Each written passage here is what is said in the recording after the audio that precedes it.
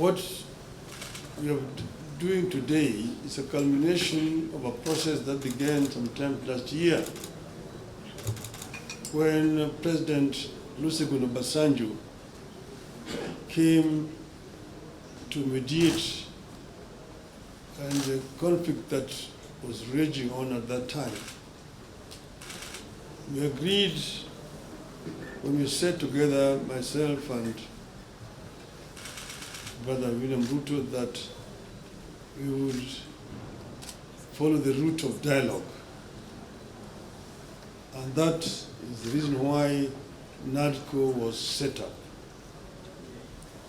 NADCO then proceeded to dialogue and ended up with a very voluminous report which has contained some very fundamental recommendations.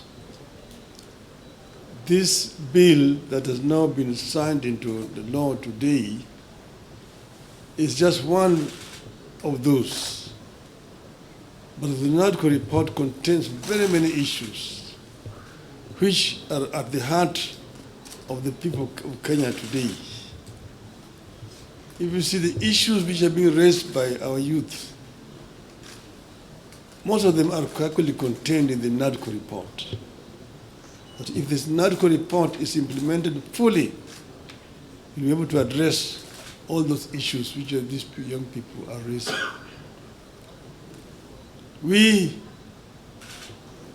are, as I've said, at a very, very crucial juncture in the history of our country.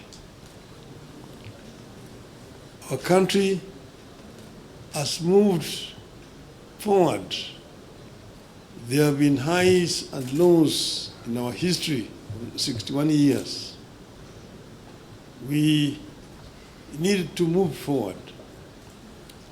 And I want to say, at this moment in time, my brother, that we require now a wider engagement so that people have an opportunity to vomit all that is there in their chest in order that we can be able to find a way forward. I therefore want to support the proposal of my brother Stephen Kalonzo Musyoka that we have this conversation. It may not take more than 2 weeks, but it brings all the stakeholders together. Today, our society is fairly stratified. Nearly 70% of our population is below the age of 35, the youth.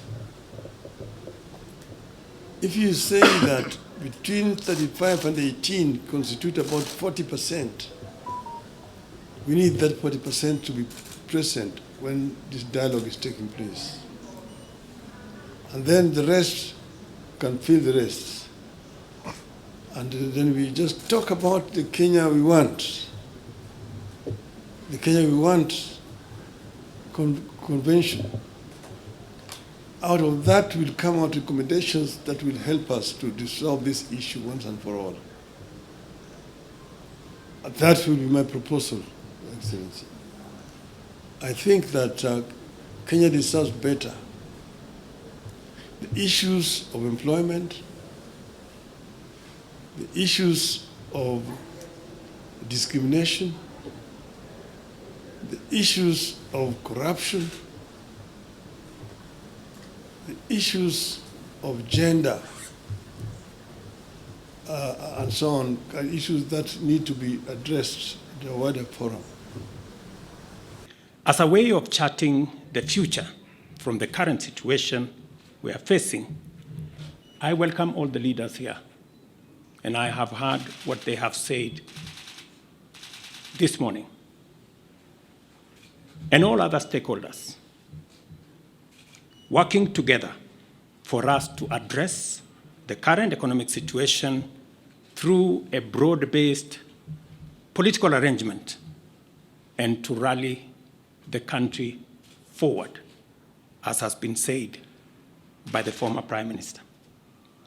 And therefore, We have yet another opportunity as a country, Kenya being the resilient people we always are, to come together and figure out the future of our country in a manner that makes sure that we address the existential challenges and threats that face our nation. And that's the reason why I set up a committee to work and audit our debt, for us to interrogate our expenditure, and for us to work on anti-corruption. I want to encourage Parliament to expedite the conflict of interest bill that will support our anti-corruption measures, especially in relation to public officers. And I am hopeful that these are some of the conversations that we will be engaged in going forward.